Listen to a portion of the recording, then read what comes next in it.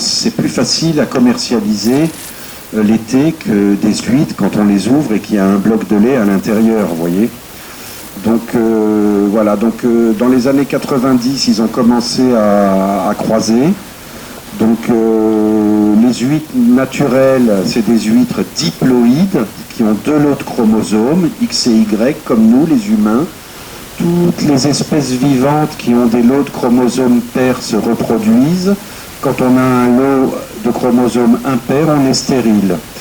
Donc moi, mes huîtres sont diploïdes, X et Y. Et pour faire une triploïde, les chercheurs ont mis au point une huître tétraploïde qui a 4 lots de chromosomes. Donc en croisant une huître qui a 4 lots de chromosomes avec une huître qui a 2 lots de chromosomes, on obtient 3. Voilà. Donc la tétraploïde, la fameuse tétraploïde, alors là, il y a une manipulation sur la tétraploïde, parce que c'est le supergéniteur des huîtres hybrides, la tétraploïde. Ce sera 4 lots de chromosomes qui n'existent pas naturellement dans la nature. On la vrille avec du cyanure. Parce que le cyanure, ça vrille les chromosomes. Donc ça, évidemment, que tout le monde, heureusement que les gens ne le savent pas trop, parce qu'ils arrêteraient vite de manger des triploïdes, je pense, si on leur expliquait clairement comment elles sont faites. Donc cette tétraploïde, cette fameuse huître à 4 lots de chromosomes, elle est la propriété de l'Ifremer, le laboratoire référence français.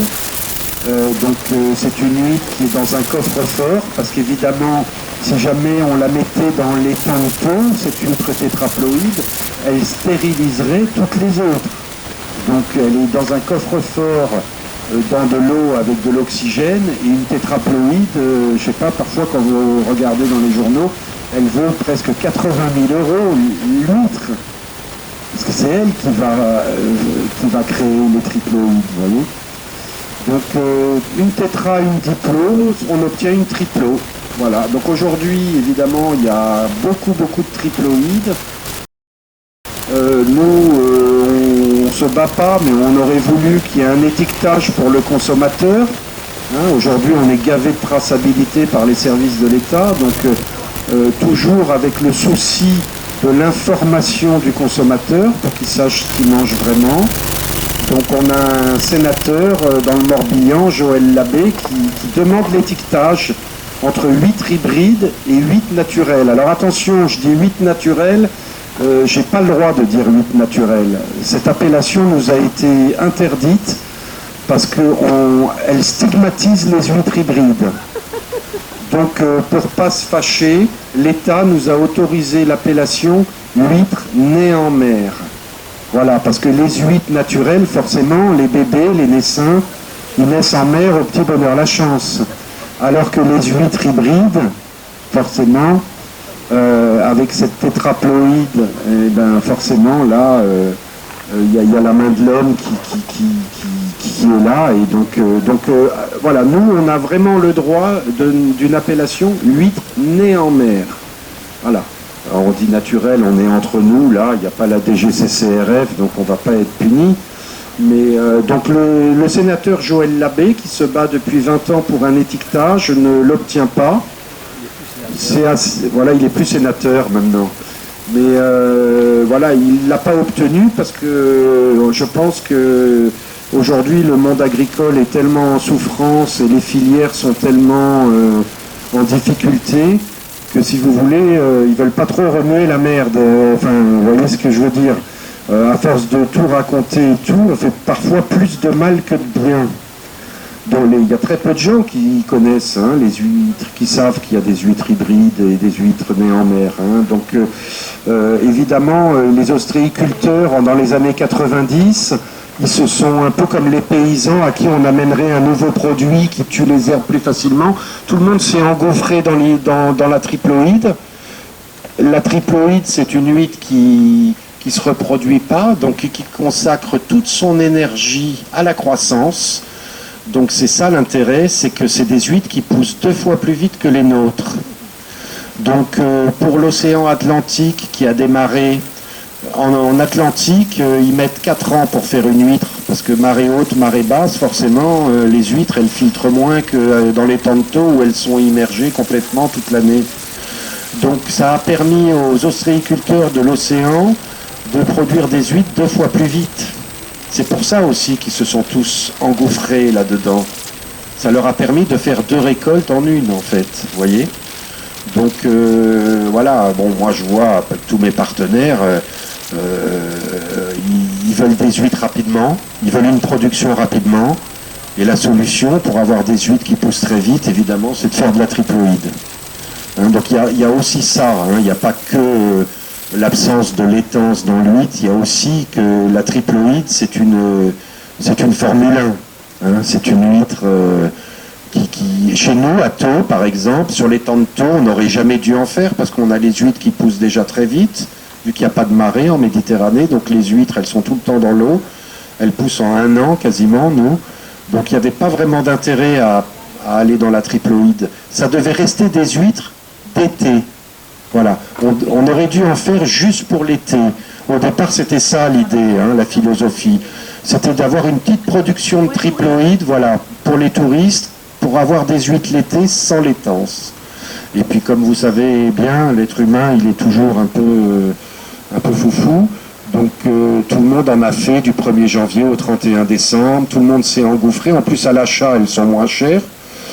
Donc c'est aussi un business, parce que les écloseries qui mettent au point les triploïdes, évidemment, elles ont vu le gâteau aussi, enfin, du commerce et de l'argent à gagner. Hein. Donc, Graines Océan, Satmar, Vendée-Nessin, France Turbo, toutes ces grosses écloseries qui faisaient parfois juste du poisson ou d'autres espèces, ont vu aussi un intérêt à se lancer là-dedans. Donc, il y a du business, bien sûr, avec l'huître triploïde. Hein. Donc, voilà, je dirais que moi j'en mange, hein, parfois quand je vais manger des huîtres sur un marché, bon, je demande à chaque fois, le producteur, il est censé vous dire si elles sont nées en mer ou triploïdes, hein, même si c'est pas étiqueté sur l'étal, il doit le dire.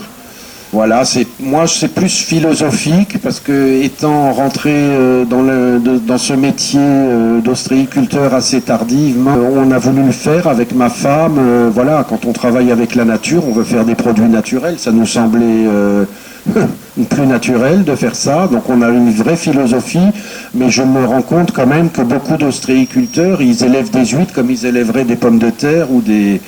Hein, voilà, ils s'en foutent en fait. Ce qu'ils veulent, c'est un produit qui a du rendement.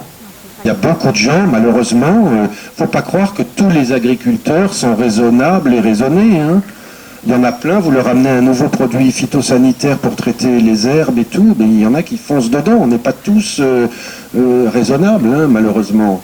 Moi, je vois, ils en ont rien. J'ai la plupart de mes voisins, si demain on leur amène une décaploïde qui pousse plus vite, ils changeront, ils prendront ce qu'il y a. Hein. Il faut aussi voir la mentalité. C'est très difficile de changer. Les paysans, ils ont besoin de produits, ils ont besoin de rentabilité, surtout à l'heure actuelle où les produits, on a des problèmes de vente et de prix sur nos produits. Donc forcément, pour rattraper tout ça, on cherche des volumes et de l'intensif. Hein, dans l'agriculture, malheureusement, de plus en plus. Et bien sûr, il y a les gens raisonnables, raisonnés, comme nous tous, qui avons une philosophie. Tant pis, c'est plus long de faire des huîtres naturelles, mais ça correspond à un état d'esprit qu'on veut véhiculer le plus possible. Donc évidemment, les triploïdes, c'est les plus grands noms des huîtres, c'est Gilardeau à Marennes, c'est Arbourièche à Marseillan. Les producteurs ne font pas forcément uniquement des triploïdes, souvent ils font les deux. Hein. Ils font des triploïdes et ils font des huîtres naturelles, parce que les huîtres triploïdes, elles croissent tellement vite qu'il faut pouvoir gérer la croissance, parce que c'est des huîtres, elles font que pousser. Et vous savez que les huîtres se vendent surtout les numéros 3-2, les moyennes, et quand vous avez des huîtres trop grosses, elles sont très difficiles à commercialiser.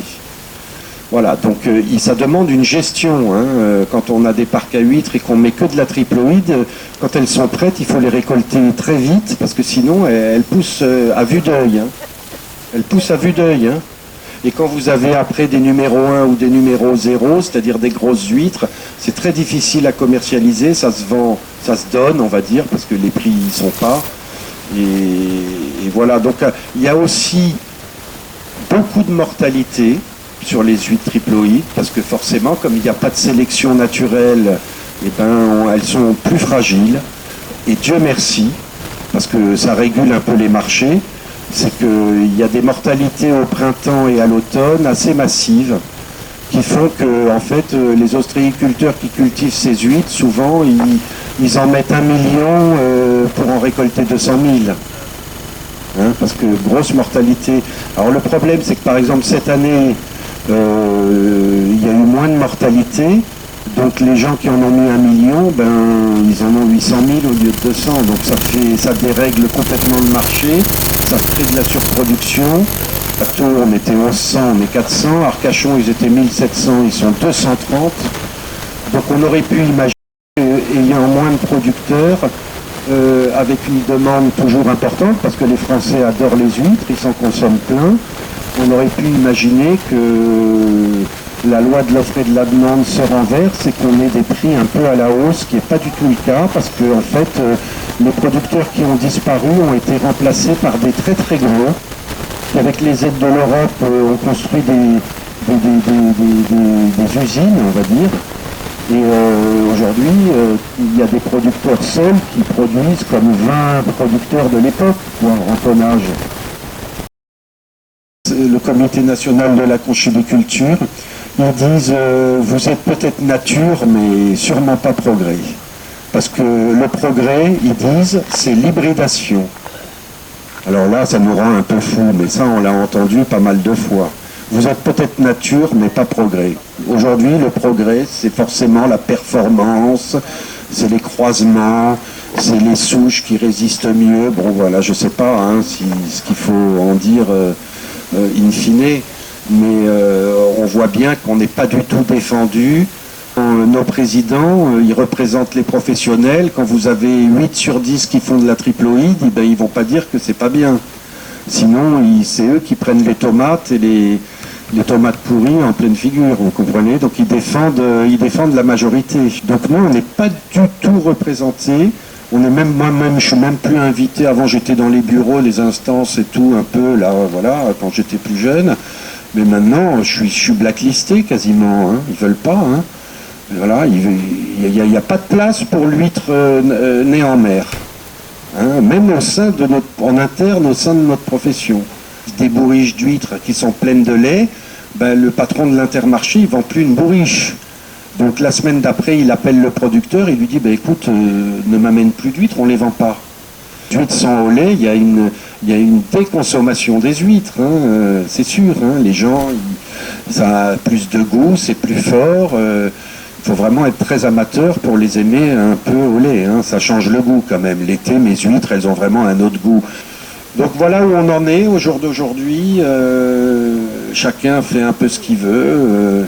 Nous, ben, on défend notre modèle huître née en mer à travers, avant Nature et Progrès, à travers une association qui s'appelle OT, Ostréiculteurs Traditionnels. Ils font pas d'hybride. On essaye de les faire venir à Nature et Progrès, mais bon, c'est pas toujours évident.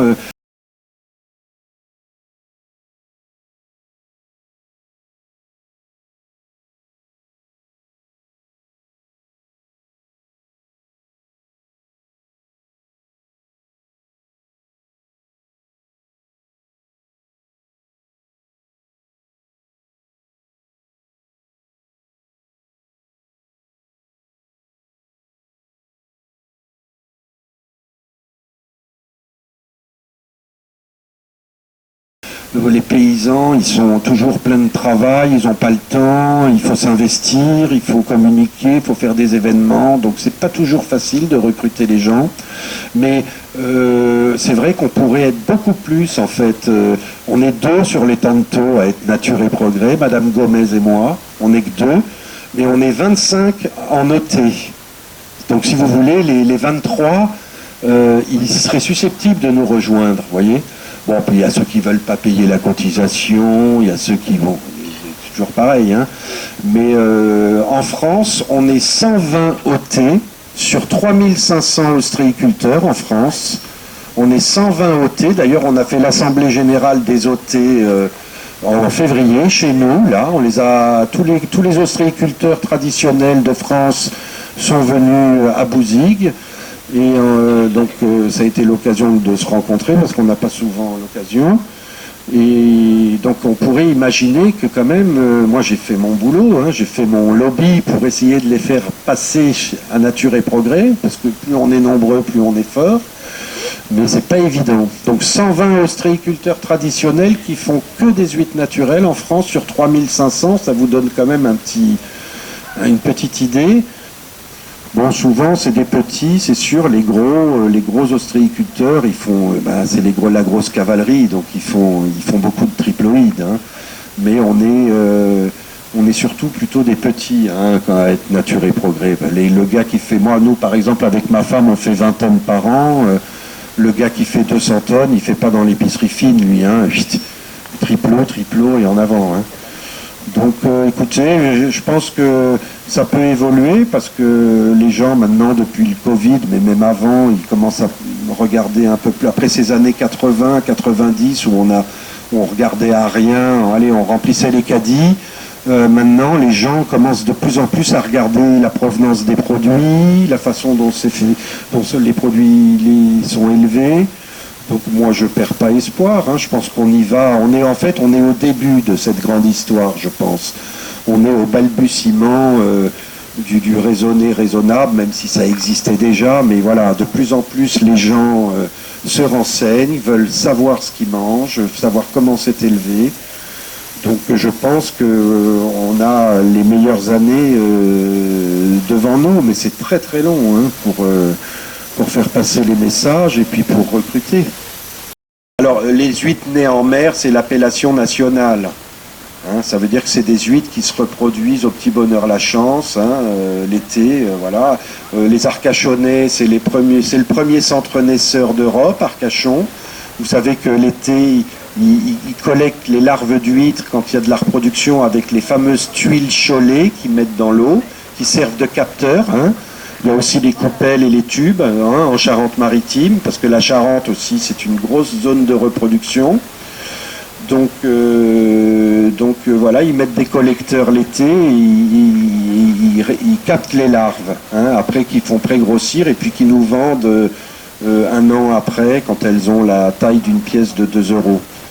Mais donc c'est l'appellation huître née en mer. Bon, nous, c'est vrai, on est dans une lagune, alors le mot est mal employé. Mais oui, enfin, il y a quand même aussi il y a des filières. Voilà. Non, mais il y a des élevages en mer. Pas d'huîtres, mais il y a de l'affinage en mer, hein, au large de Sète. Il y a d'ailleurs les filières de moules. Il y a 30 ans, là, on s'est rendu compte que les moules poussaient beaucoup plus vite à la mer que dans les temps. Donc il y a eu une ruée vers la mer. Donc maintenant, avec les dorades qui mangent toutes les moules et d'une prédation terrible, il y a plein de gens qui ont arrêté parce qu'on n'arrive pas à protéger les cordes de moules de la prédation des dorades, si ce n'est en mettant des espèces de chaussettes en PVC autour, mais du coup, il n'y a plus de courant, il n'y a plus de filtration, donc les moules ne poussent plus. Donc ça a été un Eldorado, les filières de moules en mer dans les années 90, et puis tout le monde en est revenu. Il n'y en a qu'un ou deux qui ont continué, parce que les dorades, elles te mangent tout, hein. Tout, 100%. Donc voilà, mais il y a des gens, du coup, ils ont gardé leur filière, et ils amènent leurs huîtres à taille marchande, sur leur filière pour les corser, pour les affiner, comme un affinage. Et ça fait un très beau produit. Ouais. Voilà, ils appellent ça des huîtres de mer. Donc si dans la région vous voyez huîtres de mer, ben vous savez que c'est un gars qui est allé amener ses huîtres, parce qu'il faut traverser tout l'étang, il faut aller les placer, donc ça a un coût. Mais c'est un affinage magnifique. Ça fait des huîtres très charnues et très croquantes. À 4-5 km des côtes, là, entre Sète et Tignan. Évidemment, c'est des huîtres après qui se vendent 2 fois le prix, hein. C'est pas toujours évident. Quand vous avez un produit plus cher, les gens ils vont Ils vont souvent au moins cher, donc il n'y a pas toujours la clientèle pour payer, vous voyez, pour payer plus. Hein. Après, quand vous mangez une douzaine de Gilardo dans les Halles de Lyon, vous la payez 32 €. Hein. Voilà, mais là-bas, il y a des sous, c'est peut-être plus snob, je sais pas, voilà. Et qui est-ce qui va mettre 32 € dans une douzaine d'huîtres à emporter? Je parle même pas de la manger au restaurant. Hein. Gilardo, c'est comme les pousses en clair, c'est 28 € la douzaine. Hein. L'huître triploïde, elle a tendance à être, comme le papa et la maman sont sélectionnés, ils prennent des Formule 1 un peu. Donc si vous voulez, ça fait un peu comme des huîtres parfaites. Ouais, elles sont très plates dessus, très conquées dessous. On dirait des huîtres de musée presque, vous voyez. Elles n'ont pas de défaut. Regardez les miennes, elles sont tordues, bossues.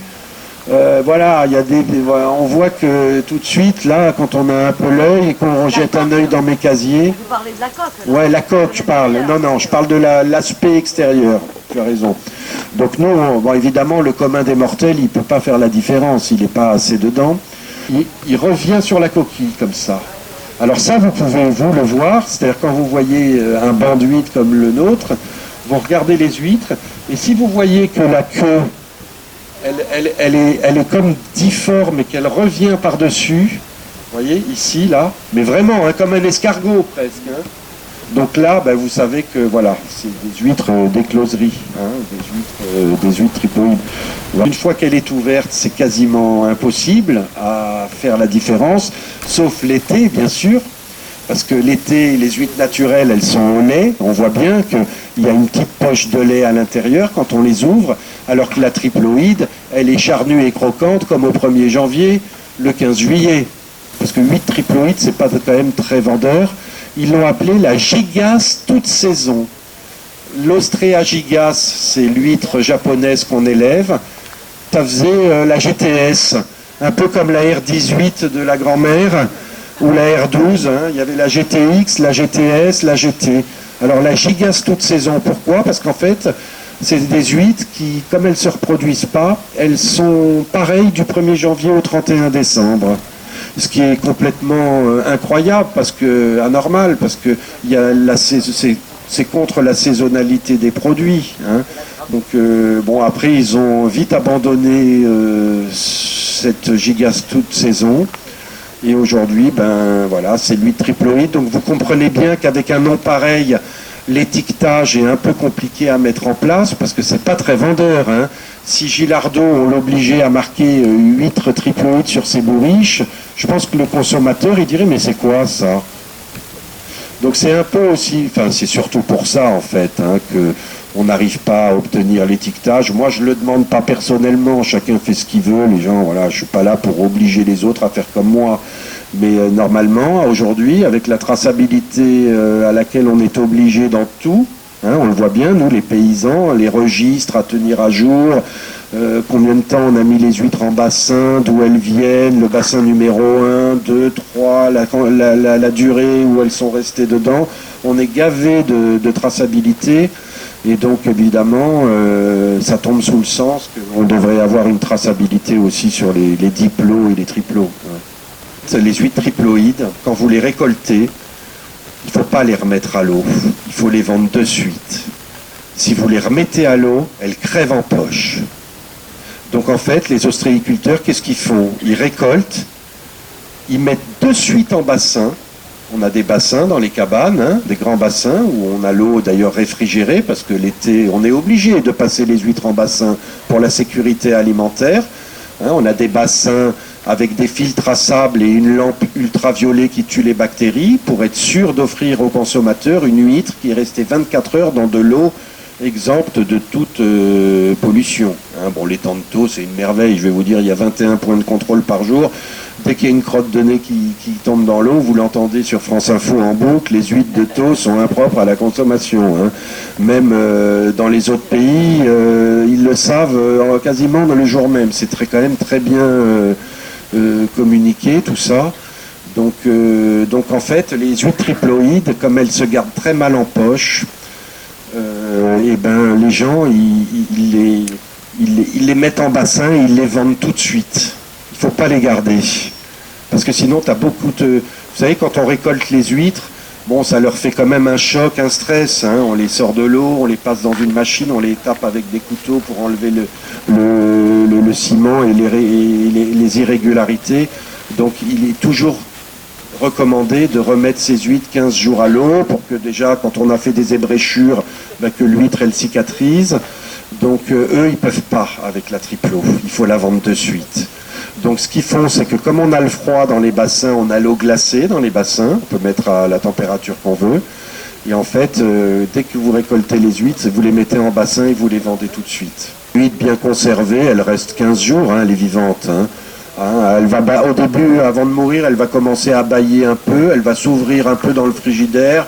Vous savez qu'elles refont 7 fois l'euro, alors au bout de peut-être 7-8 fois, mais au bout d'un moment, elles sont un peu sèches.